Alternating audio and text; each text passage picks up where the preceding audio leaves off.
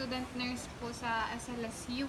Tapos, meron po kaming task or assignment na mag-interview daw po ng isang ICU nurse. Then, ang cover po nito ay aalamin po namin kung ano yung mga rules and responsibility ng isang ICU nurse. Then, yun po. Ito po ay for educational purposes lang, hindi po ito lalabas sa kahit anong. Una po, pwede po bang pakilala po kayo sa amin? Tapos, saang hospital po? Tapos, ano po? Ilang taon na po kayong ICU nurse? Okay, ako nga pala si Nino Christopher Arabis. Bale, may almost 11 years na akong ICU nurse. Bale, 3 years sa Mount Carmel, 2 years sa, matawag na 2 years sa SKM, sa dati kong hospital. Sa Pafra Hospital at ngayon sa SSMC, Medical City sa Abu Dhabi. So, lumipat ako dito sa Abu Dhabi ng year 2018. Nag-start ako as a home care, then nag-apply lang ako sa government hospital dito sa UAE. So yun, pinalad naman, naging ICU nurse ulit. Ilang tawag dito? Wala ako. Ano nga ito? Taga saan po kayo, sir? Tsaka ilang taon po? Sorry, ako 37 years old na. May 3 anak. Nakatira ko sa Lucena City ako sa Pilipinas. Nag-aral ako sa Sacred Heart College. Bali ngayon naka-base na kami sa Abu Dhabi.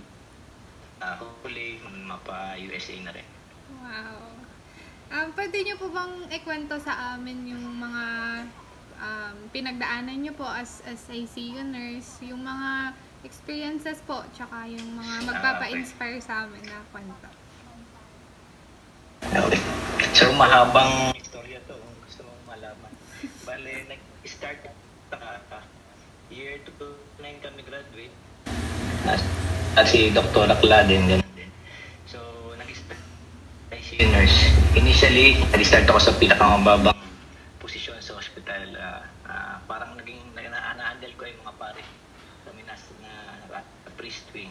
So, meron kami mga 2 pasyente. Para kaming So yun parang bagsakan na hindi gano'ng kagaling sa mga interview, sa grades, mga gano'n.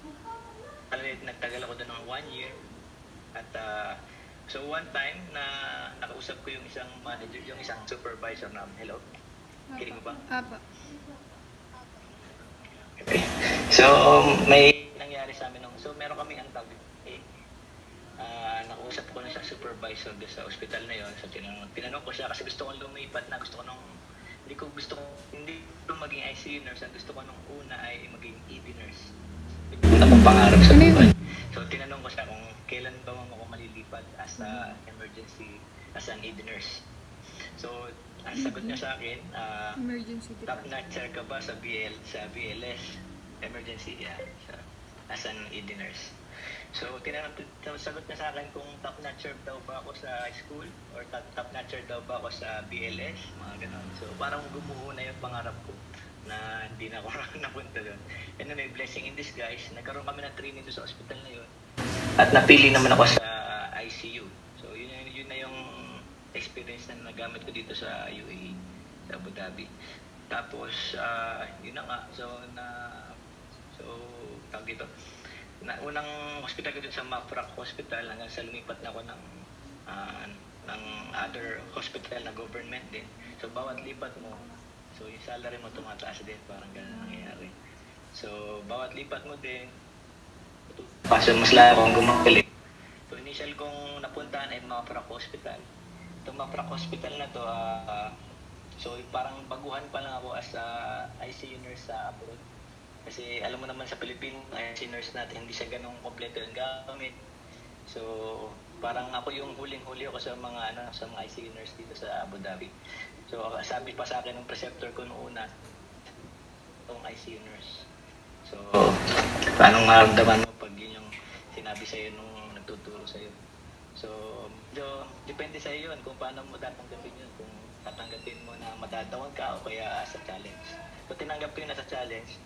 So, parang mga ilang Actually, nag-ano pa ako, nag-laming orientation, dapat 3 months lang yun, extend pa ako ng 1 kasi hindi ako ganun kagaling.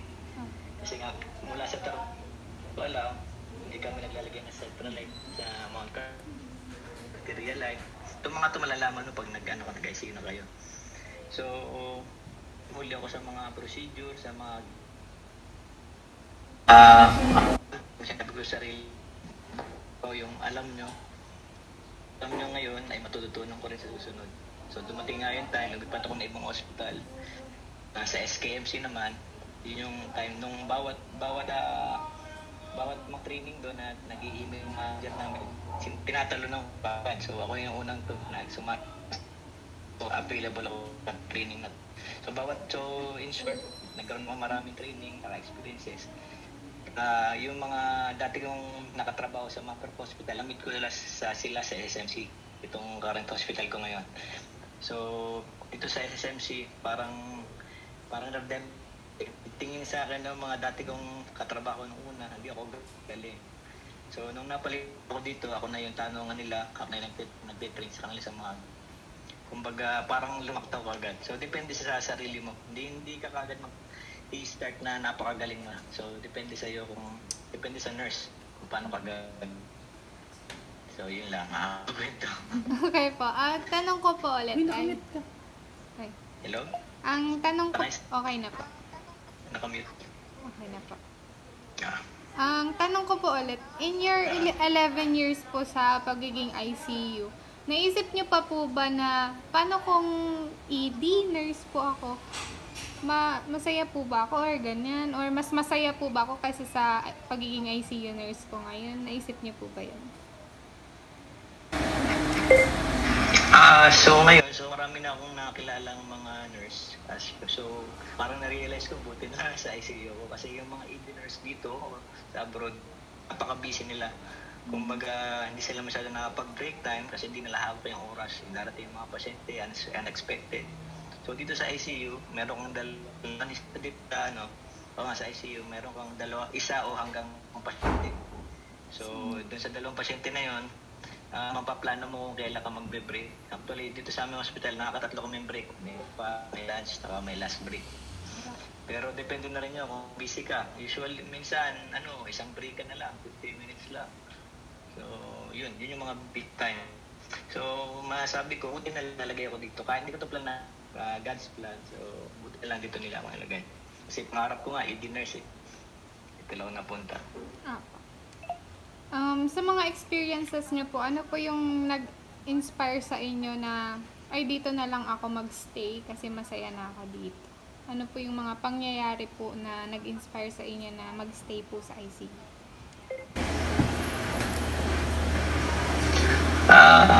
So, yun na nga, kung pag nagka-experience ka na sa ICU, parang naggagmay mo na ba yung gawa dito sa ICU. So, alam mo yung naka-inspired na yung pasyente mo mag-i-start na very sick. Very sick kasi dito parang yung masyadong matigas nila, mataas ang lactate, kumbaga mga halos mga dying. At the end of the shift, parang mayroon kasing target. Pag na-reach mo yun, kunyari, napa-normalize mo yung BP, na nagising yung pasyente, na bumaba yung lactate level niya, mga ganun. Parang yung satisfaction yun as an ICU nurse, parang good management sa'yo. Tapos, maarman mo naman yun dahil yung mga doktor, iba na rin yung tingin sa'yo, masyadong parang hahanga rin sila sa'yo. Actually, dito kasi, ang makita sa pasyente, hindi doktor. Depende sa nurse. Kasi nakita ng monitor, so kita mo na kaagad doon sa mga tracing pa lang, kung may problema yung pasyente. So, anyway, pagka nag-experience na kayo, madadevelop sa inyo yung clinical eye. Ito yung, kumbaga, hindi lang kayo mag-base doon sa monitor. So, nakatingin kayo sa pasyente kung, kumbaga, kahit 100% yung autosat niya, pero yung hinga niya, mabilis. So, may kayong problemang yun. So, yun ang kailangan nyo malaman. Saka matulog. So, nakaka-inspire lang na yung mga na-handle kong pasyente ay umaayos naman. Dahil sa natutunan ko sa mga experience. Next ko pong tanong, ano po yung mga roles and responsibility ng isang ICU nurse? Ano po yung daily na parang routine ng isang nurse na ginagawa po sa hospital? So ikaw yung magiging patient's advocate, yung pinaka meaning so patient's advocate ka, ikaw yung magiging boses ng pasyente. Kasi yung mga pasyente dito sa ICU namin usually siguro mga 80% nakatubo. Tapos nakasedate, so hindi sila nagigising. So hindi nila masasabi kung meron silang kung tumataas yung heart nila, bumaba yung blood pressure. So ikaw yung unang maging boses nila. So kung nababa yung BB, kailangan mo ito. So yung routine namin, sa una, nag-handover kami bandang 7 o'clock. Tapos, punta kami sa bedside. So then ALS assessment, primary assessment. So initially, hindi sa ICU yun, huwag kayong mag-expect na lahat ay stable. So unang pasok mo pa lang sa kwarto, makikita mo doon ano yung unang mong dapat sa pasyente. Kunyari, baba yung autosat niya. Yung SATs, so may baka kailangan niya ng suction, baka kailangan niya ng itaas ng oxygen, or kung mababa yung BP, kailangan mo kung yung norepinephrine, yung mga pressors, kailangan mo i-titrate. Una, tapos saka ka napapasok sa primary assessment, yung head to toe na rin, na pag-assess, pag stable na yung pasyente mo. Excuse me. Then, pagka-assess mo, meron kaming charting. So, mga bandang 7:30 to 8:00, dapat tapos mo na yon sa dalawang pasyente mo. Kasi alas 9, may mga gamot ka na. Tsaka prepared ka na na-assess mo na yung pasyente mo, prepared ka na sa rounds. Rounds dito, yung mga nurses dito nagre-report sa mga doktor. Disciplinary team. Kasama dyan yung pharmacist, kasama dyan yung RT. Mo. So, head to toe, dapat ano mo yung nasabi mo kung ano meron sa pasyente mo. So, dapat nakabisa mo na yung mga lines, mga laboratory fields. So, kung sample gan, kunyari, mag-report ako sa gantong case, sasabihin mo history, patient has pancreatic cancer, mga ganito. So, paano siya nagkaroon sa respiratory depression, respiratory distress, kung na-intubate siya ng ilang araw, ganito. Tapos GCS, papasok din yung head to toe, so neuro, respiratory, hanggang sa yung mga pressure injury, saka yung mga antibiotic currently. So, sa'yo, yung mga doktor nakadepende rin sa'yo, sila yung nag-a-assess. Kung ano yung mga sinasabi mo, doon sila mag-reseta. Kaya dapat may knowledgeable talaga yung ICU nurse. Wow, parang Miss Universe pong sumagot. Ang next ko pong tanong, ano po yung mga strategies na ginagamit ninyo para ma-monitor ng maayos yung critically ill patient po? Strategy, actually meron naman kaming dyan, siguro strategy sa pag-handle ng pasyente nila. Kasi sa monitoring, meron kaming cardiac monitor. So nasa harap na namin, meron kaming window dyan, nasa harap na namin pasyente. Yun, yung isa kong pasyente, pwede kong monitor niya doon sa monitor na isa. So makikita ko yung vital signs niya kung nakaupo sa kabilang chair. Kasi dalawang room yun, di ba? So yung isang room, naiiwan mo, di mo makikita. So ang ginagawa ko, nilalagay ko yung mga vital signs doon sa kabilang monitor. So nakikita ko na siya kaagad, nakikita ko kung may problema sa vital signs. So strategy pag-handle. So inaano ko muna, pag may mga nag-a-alarm, ng mga bayang BP o yung may mga needs ng pasyente, inuuna ko muna yun kasi baka pag pinabayaan mo after ng mga ilang oras, magiging mas malaking problema sa pasyente.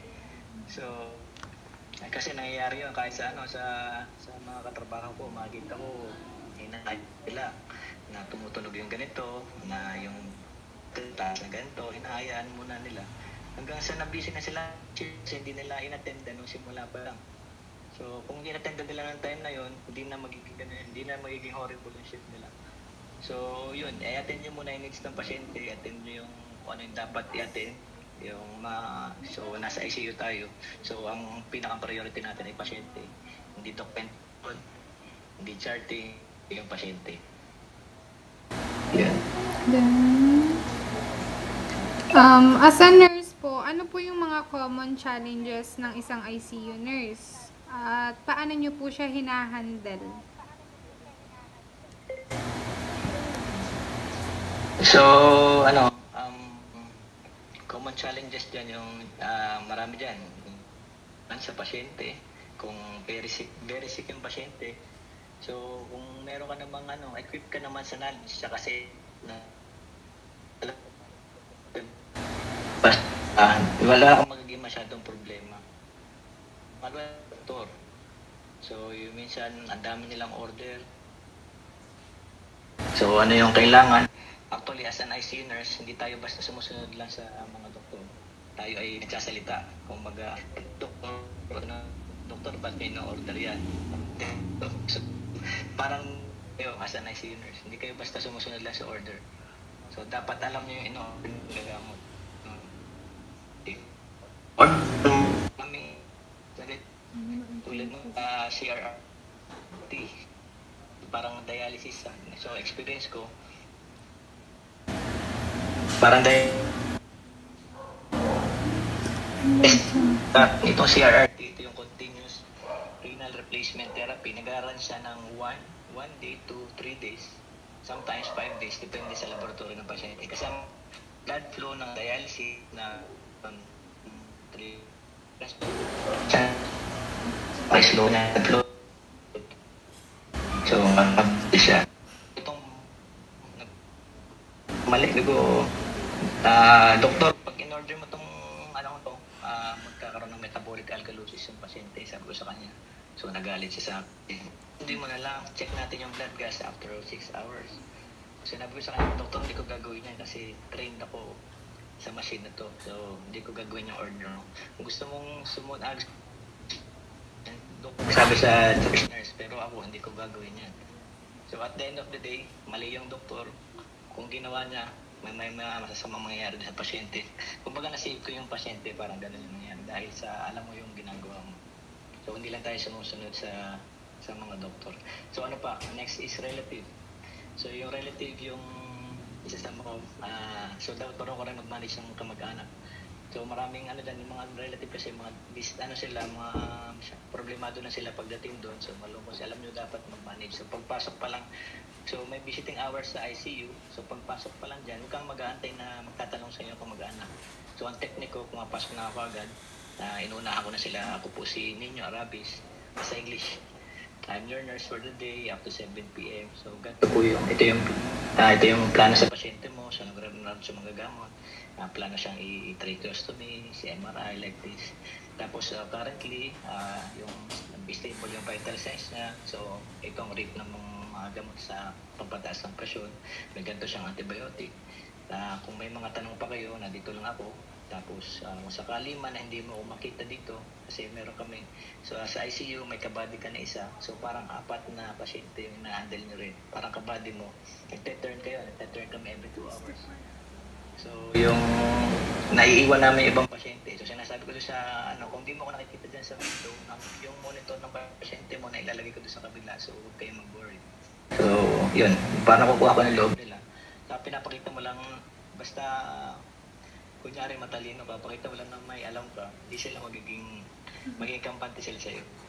Saka siyempre yung compassion, kung hindi lang basta talino. So yun lang, yung tatlong yun ang main. Wala kang maring matalino. Fake it until you make it.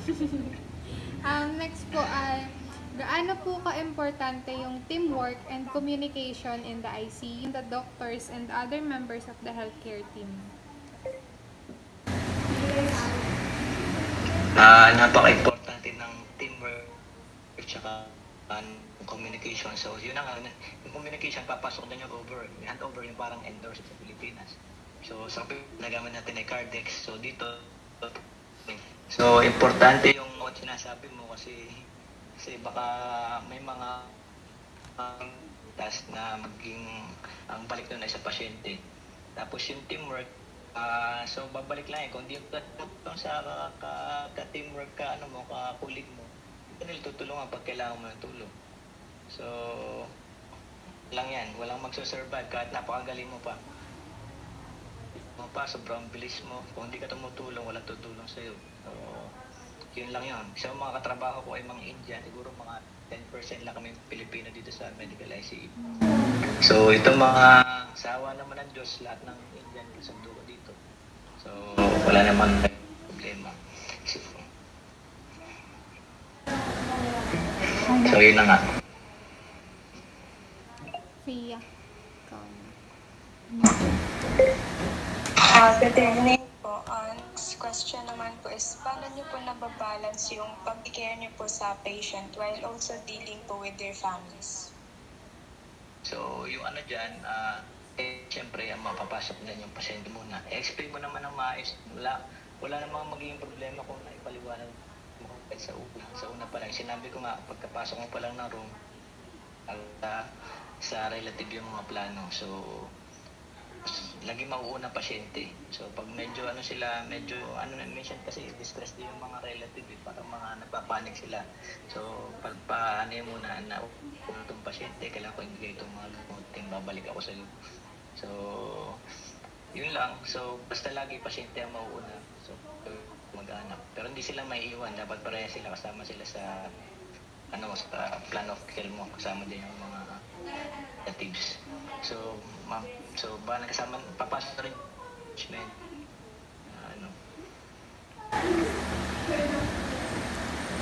Next naman po, ano po yung special skill competencies should an ICU nurse possess? Masabi ko dyan ay basta willing ka lang matuto. Laging maging trainable.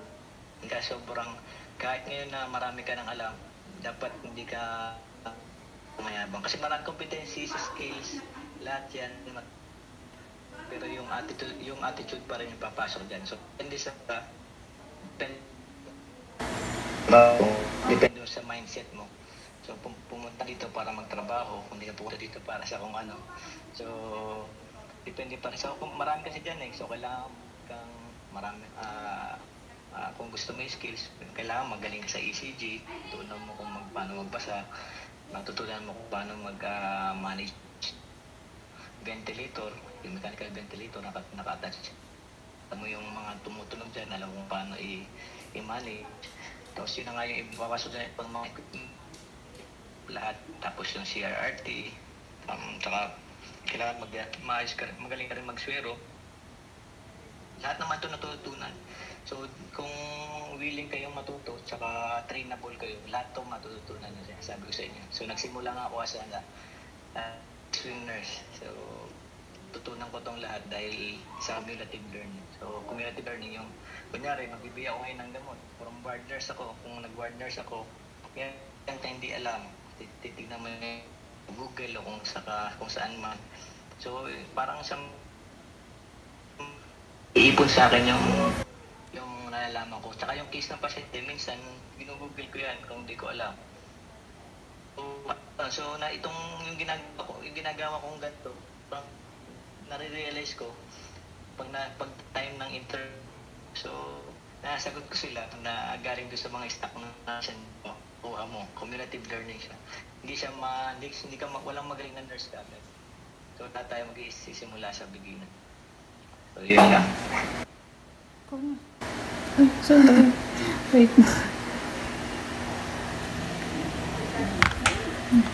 Ano nga? 9. Good evening po. Next naman po is, how do you handle stressful or emotional challenge situation in the ICU? Paano po niyo hinahandle yung stress at saka mga emotion na meron po sa ICU? So pagpasok mo pa lang actually sa ICU, stress na kasi mga sick na yung pasyente mo. So dadagdag pa dyan kung may mga katrabaho ka na hindi maayos katrabaho, may mga taong, kunyari bago ka, may mga bully, may tinatawag, may ganun pa rin. So depende yun. So sa akin, nung time na bagong lipat ako sa SKMC dito sa Abu Dhabi, so may namit ako dyan ng mga 2 bully. So kasi bago ka pala kakalipat galing sa ibang ospital. Minsan kailangan mo sila harapin. Kumbaga, time na sinumbong niya ako sa manager ko dahil dahil yung monitor ko nakabukas. Dito kasi hindi pwede kasi kasi yung hindi ko malikod ko, so hindi naman ako sa tayo yun. So inimangan ko lang siya doon sa stock room. Sabi ko na kung may problema ka sa akin, eh sa akin mo dapat sabihin. Kasi hindi ka dapat didiretso sa manager. Parang tumalon siya eh. So, sabi ko sa kanya, sabi mo sa akin may problema ka sa akin kasi professional na tungo sa'yo. In English to lahat. So ano, so after nun, naging pabuli na yun. Araw-araw binabati na ako. Saka marami. Hindi lang ibang area at saka yung ibang nurse na nakatrabaho may rin. So matutunan mo rin naman yan pag tumagal na kayo as a nurse. Ang gawin, kung paano sila harapin o kaya kung paano sila kakausapin na maayos. So araw-araw ko na namang sa IC rin kasi masyadong stressful. Alam mo na kasing sick yung mga pasyente mo, may sick dito yung mga critically ill. So parang hindi ko na siya dinidila sa stress. Kasi alam mo na kung paano gagawin. Alam mo na kung paano siya manage. So magiging line din, extra stress yung mga kamag-anak, yung mga orders ng magagamot na kailangan mong itanong, saka yung kung paano mo pagkakasahin sa 12 hours yung mga plano mo sa pasyente mo. May mga MRI, may mga procedures, yun lang yung mga extra stress. Pero otherwise, matututunan nyo naman yan. Last na tanong na po. Ano pong advice yung mabibigay niyo sa aming mga nursing student or for future nurse and colleague niyo po na gusto pong pumasok sa mga special area like critical care nursing po? Anyway, in between naman na banggit kasi yung mga aral. So, dapat maging pinable kayo palagi. Tsaka maging humble. So, hindi ibig sabihin nun na yung magaling kayo doon. Hindi ibig sabihin ganun. Kanya-kanya tayo na specialty. Hindi ibig sabihin magaling kayo sa dialysis nurse or nurse. So, kailangan maging humble pa rin kayo. So, one time na sa akin, so, dati home nurse ako. Parang home care nurse dito sa nag-i-stay sa bahay. Ang baba ng tingin ng mga nurse dito sa UAE. So, punta ako sa isang government hospital, dinala ko yung pasyente ko as a home care nurse sa emergency. Tinanong ko sa kanya, may hiring ba dyan sa government hospital? Ang sagot niya sa akin, lisensyado po. License ka pala. Pino pa yon. So, parang na-down ka pa doon. Kasi yun kung paano mo i-handle yung mga ganun. Paano yung So anyway, naging ICU nurse na ako ngayon. So, bali ang aral lang ay maging trainable kayo palagi, tsaka maging humble. Itong mga skills kasi, tsaka yung nyo dapat maging ito kasi mga skills madaling matutunan. Experience nyo sa bawat araw-araw ng duty. So, attitude pa rin yung papasok dyan. Tsaka so, anyway, pag kasi yung yung papasok na rin dyan yung magandang salary, pag nakuha mo na yung mga experience, okay, masyado mong madali. So, kumuha mo na kayo ng experience sa Pilipinas. Like 3 years. Pagka-grad, kung makakano kayo, depende sa inyo. Hindi na ito kasama sa ICU. Pero, yun lang. Pera na yun. So, kung may bala kayo mag-abroad, so kumuha na muna kayo sa Pilipinas ng experience. Yan lang yung suggest ko. Kasi pag kayo diretso sa abroad, wala kayong alam, wala kayong pambala. So, yun na nga. Hindi laging swerte na may meet kayo ng mabait na preceptor. Natuturuan kayo. So, ako, sa 3 years ICU ko from the Philippines, lumipat ko dito na parang wala akong alam. Parang back to zero. Kasi wala nga huli tayo sa gamit. Pero, sa awa naman ng Diyos, guys, yung turo sa akin ng Indian pa. So, yun na nga.